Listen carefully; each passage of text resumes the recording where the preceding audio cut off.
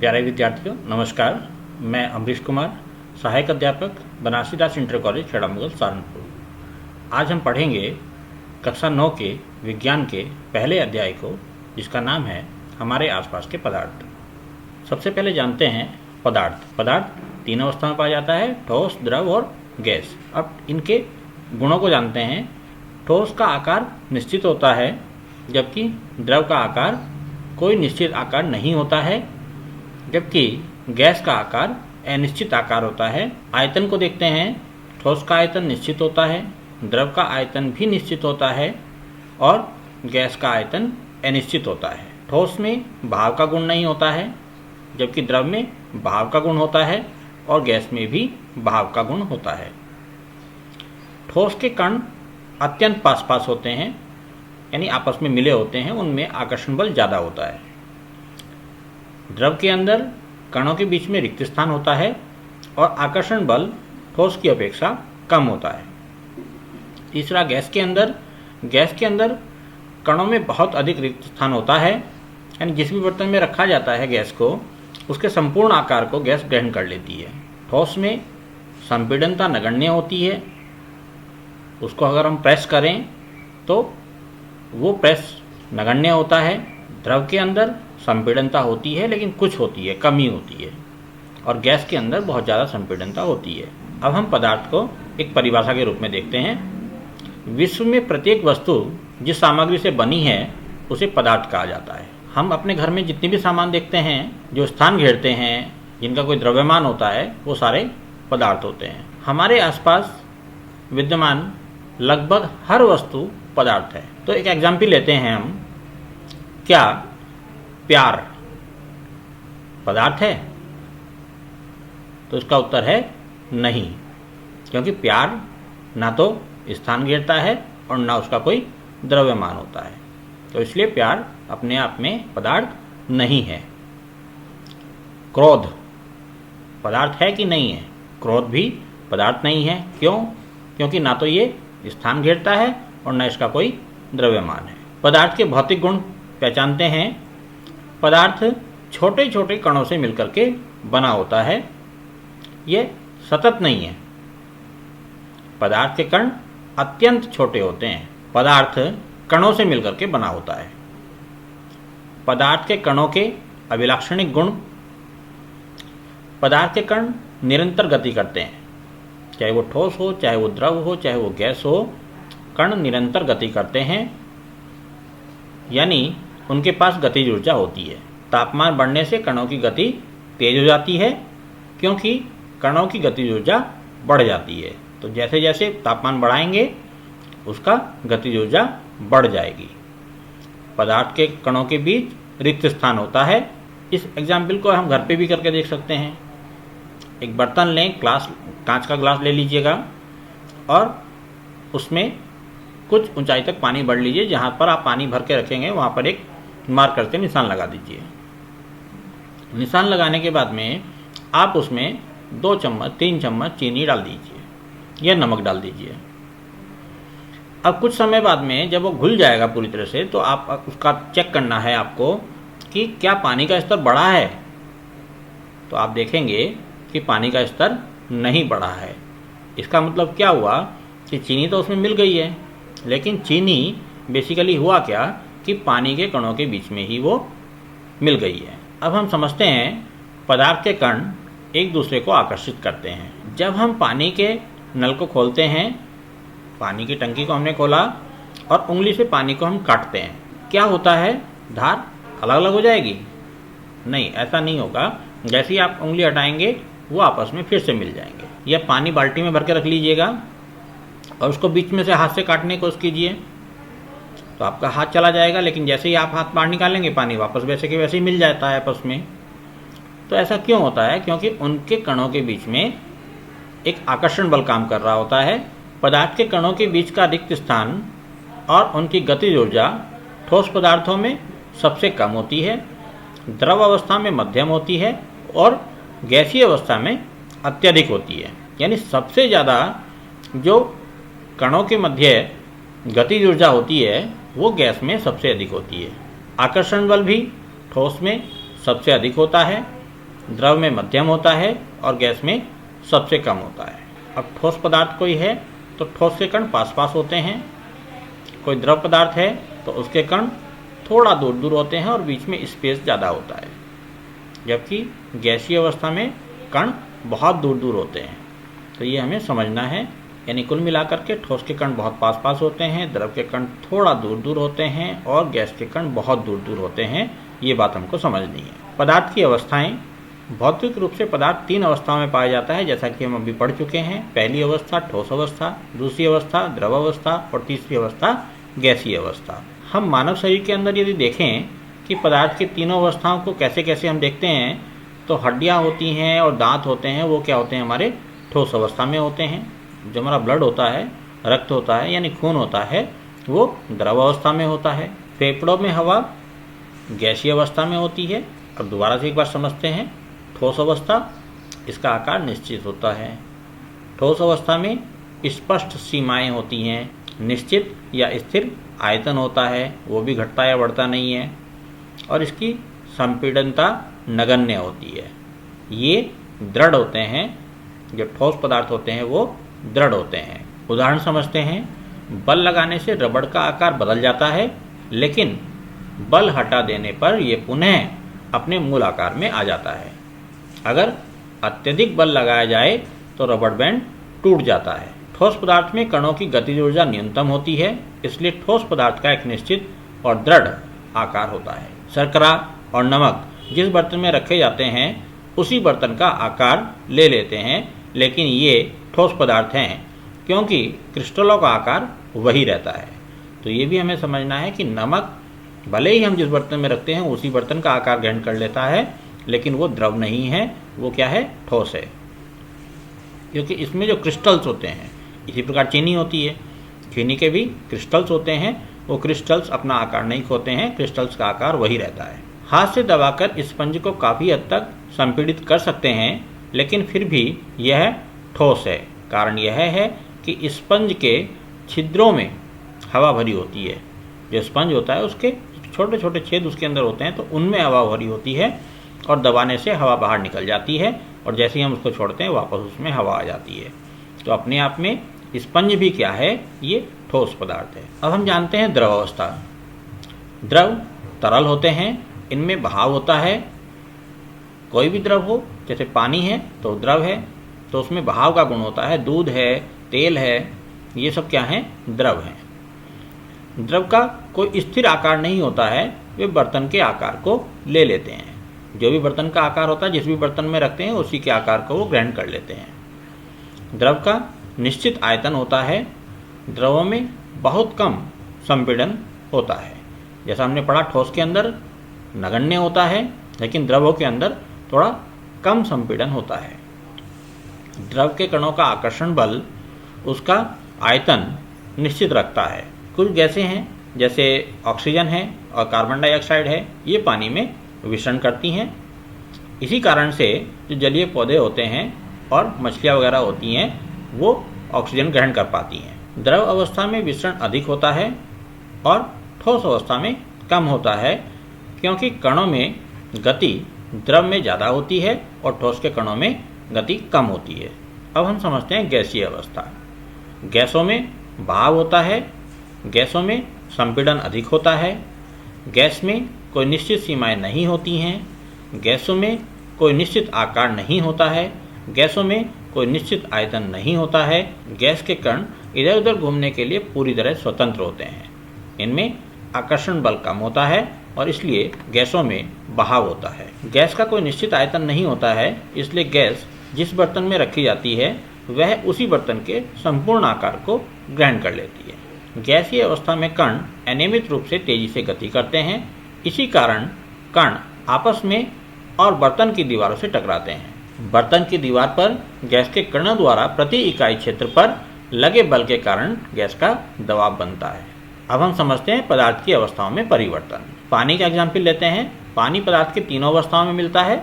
ये ठोस में भी होता है, ये द्रव में भी होता है और ये गैस में भी होता है। अगर पानी को हम ठोस के रूप में देखते हैं तो बर्फ इसका एग्जाम्पल है। अगर द्रव के रूप में देखते हैं तो पानी हमारा द्रव के रूप में ही होता है।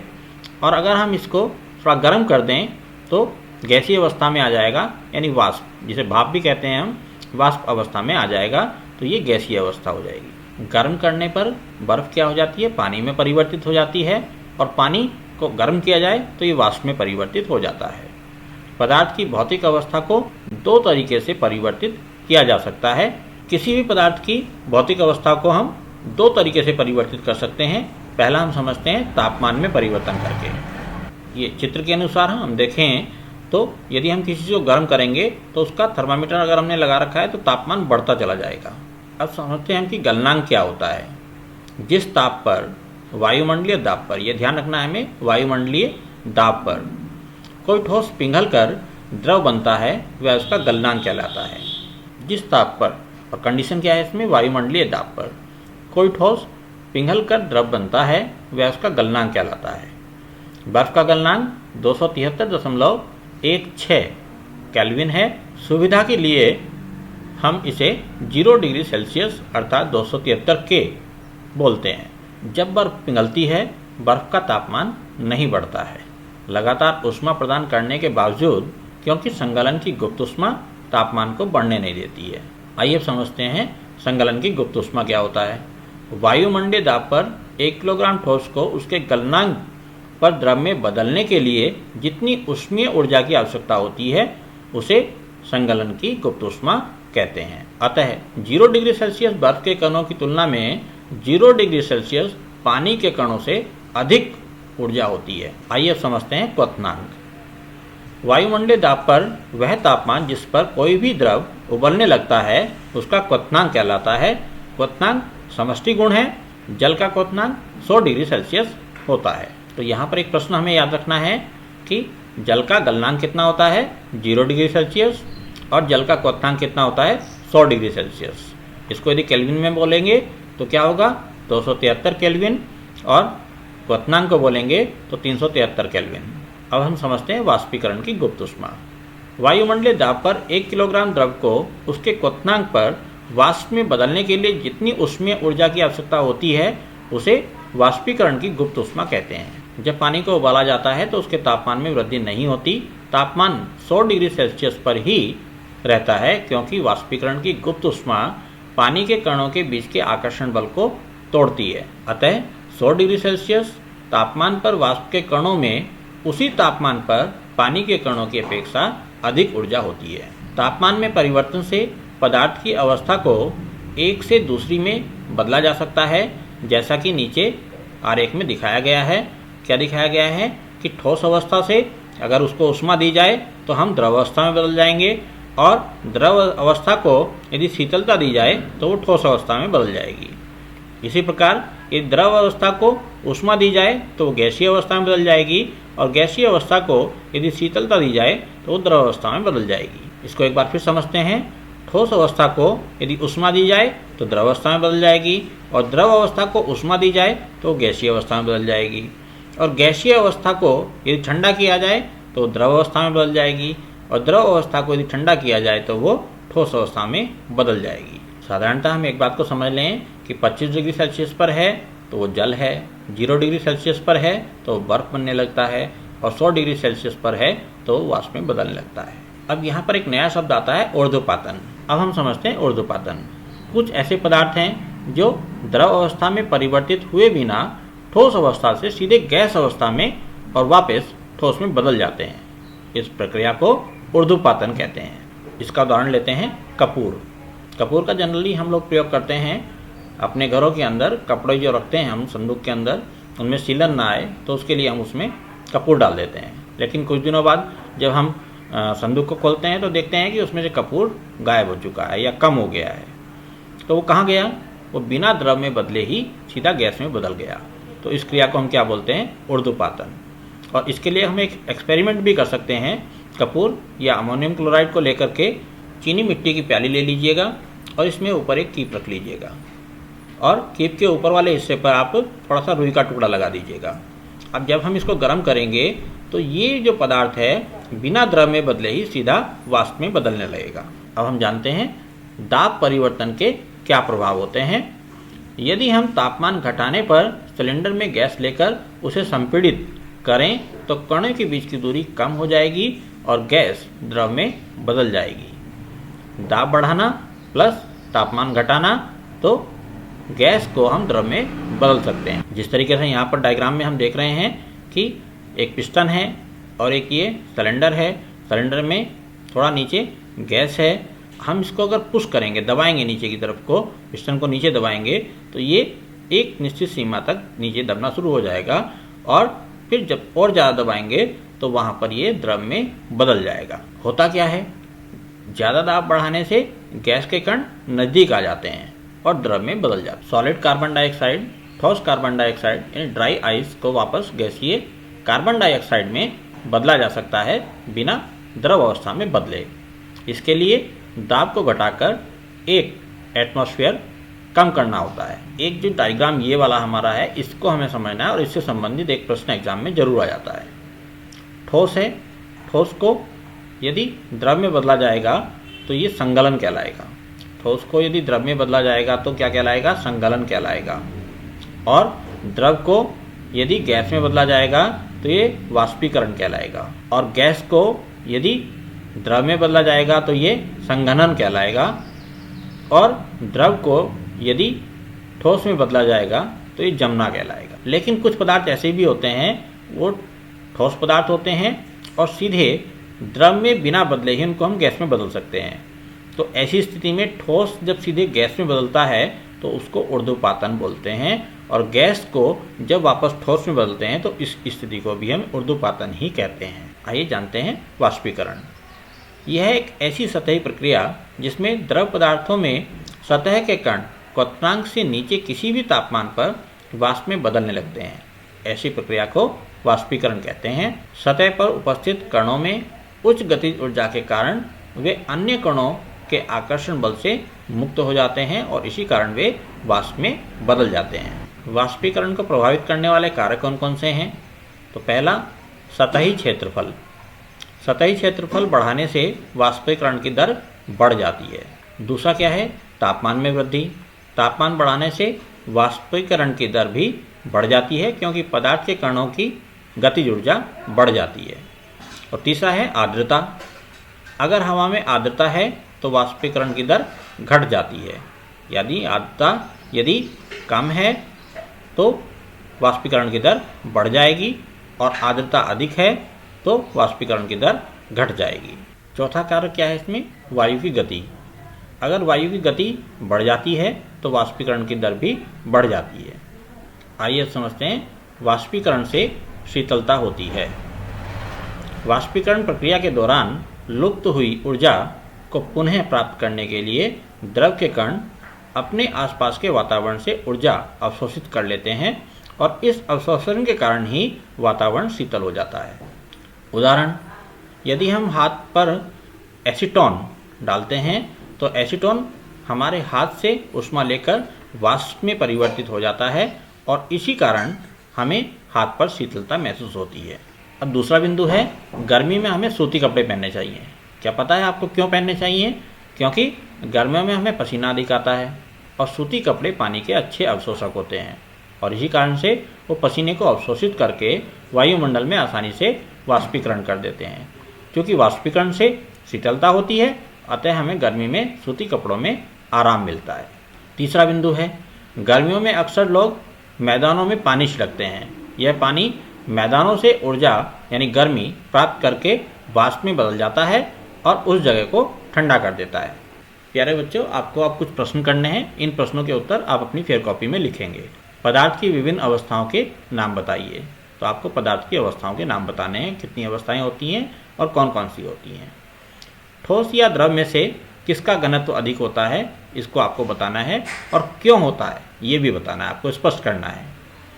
बर्फ का गलनांक क्या होता है ये आपको बताना है। अल्कोहल का क्वथनांक 78 डिग्री सेल्सियस है। केल्विन इकाई में यह तापमान कितना होगा? तो यहाँ पर इस वाले प्रश्न के लिए आप समझ लीजिए कि 273 इसमें ऐड करना होता है।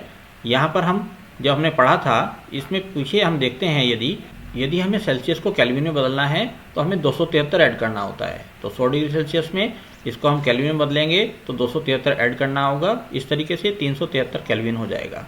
तो यहाँ पर इस वाले प्रश्न के उत्तर को जब हम देंगे तो इस प्रश्न के उत्तर में भी हमको 273 ऐड करना है। गैस दबाव क्यों डालती है ये आपको बताना है।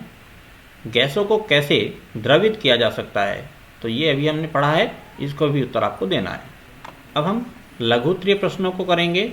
इसमें पहला प्रश्न हमारा है, भौतिक तथा रासायनिक गुणों के आधार पर पदार्थ का वर्गीकरण कीजिए। इसी में दूसरा प्रश्न है, ठोस कार्बन डाइऑक्साइड को शुष्क बर्फ क्यों कहते हैं। तीसरा प्रश्न है हमारा, ईथर और एसीटोन जैसे द्रव ठंडे स्थान पर रखे जाते हैं क्यों। चौथा प्रश्न है, वाष्पन बढ़ाने वाले 2 कारक बताइए। पांचवा प्रश्न है, घर में कौन सी गैस संपीड़ित रूप में सप्लाई की जाती है और अस्पतालों में कौन सी गैस संपीड़ित अवस्था में इस्तेमाल होती है। अब आपको 3 लघु उत्तरीय प्रश्नों के उत्तर देने हैं।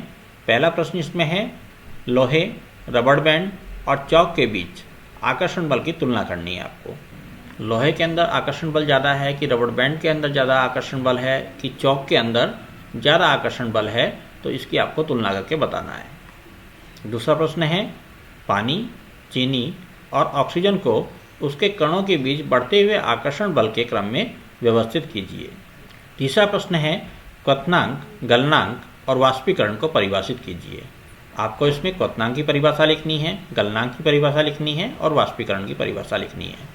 अब कुछ दीर्घ उत्तरीय प्रश्न हमारे हैं जो आपको हल करने हैं।